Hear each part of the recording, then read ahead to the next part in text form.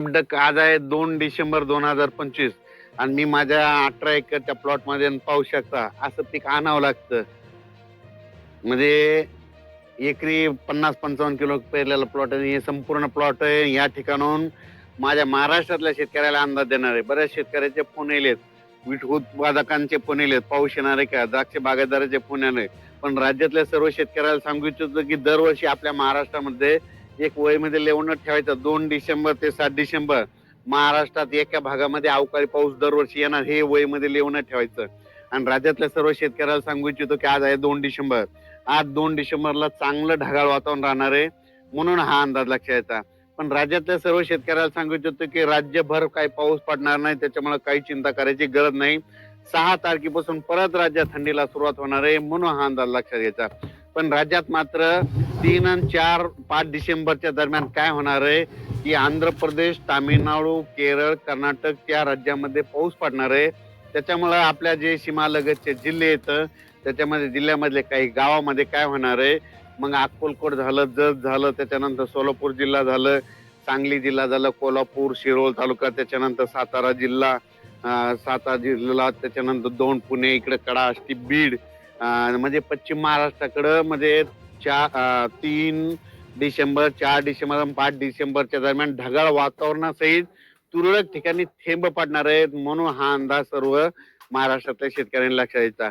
पूर्व विदर्भ, पश्चिम विदर्भ, दक्षिण महाराष्ट्र, उत्तर महाराष्ट्र, कोकणपट्टी, खानदेश सगळीकडे काही पाऊस पडणार नाही, त्याच्यामुळे काही चिंता करायची गरज नाही. पण हे आभाळ असल्यामुळे राज्यामध्ये दिवसा देखील धुई असणार आहे, म्हणून हे अंदाज सर्व शेतकऱ्यांनी लक्षात घ्यायचा. राज्यातल्या सर्व शेतकऱ्याला सांगू इच्छितो की राज्यामध्ये त्याच्यानंतर सगळीकडे म्हणजे जितके विभाग आहेत, पूर्व विदर्भ, पश्चिम विदर्भ, दक्षिण महाराष्ट्र, उत्तर महाराष्ट्र, कोकणपट्टी, खानदेश सगळीकडेच काय होणार आहे, 6 तारखेपासून परत थंडीला सुरुवात होणार आहे, म्हणून हा अंदाज लक्षात यायचा. त्याच्यानंतर वातावरण एकदम क्लिअर होऊन जाईल, म्हणून हे देखील लक्षात यायचं. पण ह्या 3 दिवस मध्ये 3 डिसेंबर, 4 डिसेंबर आणि 5 डिसेंबरच्या दरम्यान फक्त पश्चिम महाराष्ट्राकडेच तुरळक ठिकाणी, काही गावामध्ये, तुरळक गावामध्ये, बोटा मिळणाऱ्या गावामध्ये पाऊस पडणार आहे, सगळीकडे काही पडणार नाही, म्हणून हा अंदाज सर्व शेतकऱ्यांनी लक्षात घ्यायचा. त्याच्यानंतर राज्यातल्या सर्व शेतकऱ्याला सांगू इच्छितो की हरभरा उत्पादक शेतकऱ्याला सांगू इच्छितो की तुमचा हरभरा असेल तर तुम्ही पाणी सुरू करा, गहू पेरू शका. आणखीन 10 डिसेंबर पर्यंत कापूस उपटून गहू पेरायला जमतो, म्हणून पण त्याला थोडं पाणी लागतं, म्हणून हे लक्षात येतं. आणि त्याच्यानंतर राज्यातल्या सर्व शेतकऱ्याला सांगू इच्छितो की डिसेंबर मध्ये आता परत एकदा चांगली थंडीला सुरुवात होणार आहे, म्हणून हे लक्षात येतं. म्हणजे सांगायचं झालं तर राज्यामध्ये जवळपास 10 जानेवारी पर्यंत चांगली तीव्र थंडी राहणार आहे, म्हणून हा अंदाज सर्व शेतकऱ्यांनी लक्षात घ्यायचा.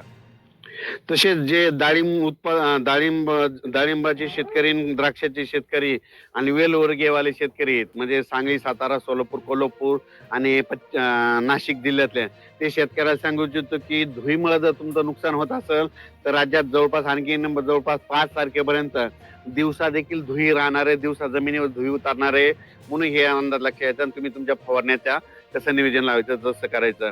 फक्त राज्यात मात्र सोलापूर जिल्ह्यामध्ये जत, अक्कलकोट, त्याच्यानंतर मंगसुरी, म्हणजे कर्नाटक मध्ये कुलबुर्गी, त्या तसं तिकडं शिरोळ, राधानगरी, कोल्हापूर ह्या पट्ट्यामध्ये थोडं तुरळक पावसाचं वातावरण आहे. म्हणजे सांगली जिल्ह्यामध्ये, कोल्हापूर जिल्ह्यामध्ये, सातारा जिल्ह्यामध्ये, पुण्याचा काही भाग, इकडे बीड जिल्ह्याचा कडा आष्टी तिकडला काही भागामध्ये तुरळक ठिकाणी थेंब जाणवतील. म्हणजे 3, 4, 5 या 3 दिवसामध्ये खूप काय मोठा पाऊस पडणार नाही, त्याच्यामुळे काही घाबरून जायचं गरज नाही. पण